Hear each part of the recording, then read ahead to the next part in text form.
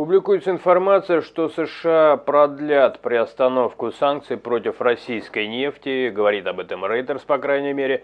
Администрация президента США Дональда Трампа, вероятно, уже в пятницу продлит действия, позволяющих странам покупать подсанкционную российскую нефть и нефтепродукты, сообщили источники Reuters.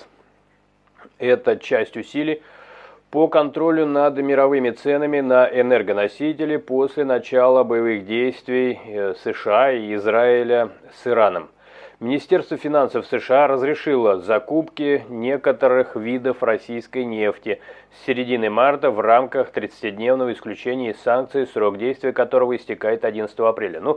Здесь как бы не относиться, надо вспомнить, что был некоторый неприкосновенный запас европейский, который многих обнадеживал, что бы ни произошло на рынке нефтяном, всегда можно поддержаться. Но когда так сильно перекрыли вот этот тот самый Ормузский пролив, то оказалось, что этого НЗ надолго не хватит. То есть он очень быстро был израсходован, так что здесь, в принципе, я так понимаю, действия, которые очень много людей спасают от замерзания, от отсутствия энергии, и так далее, от высоких цен. В связи с боевыми действиями на Ближнем Востоке Вашингтон разрешил продажу сырой нефти и нефтепродуктов российского происхождения, которые уже были закачаны в танкеры к 12 марта. Министр финансов США Скотт Бессент месяц назад заявлял, что узкоспециализированная краткосрочная мера не принесет России существенной выгоды. В конце марта участились атаки украинских дронов на нефтеэкспортные порты на Балтике и Черное море, что оказало влияние как на поставки, так и на добычу нефти в России.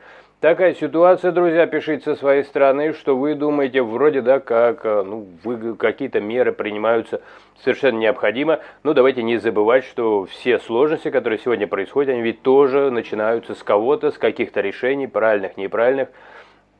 И что остается сказать, что сегодняшние сложности – это всегда результат каких-то прошлых ошибок, возможно.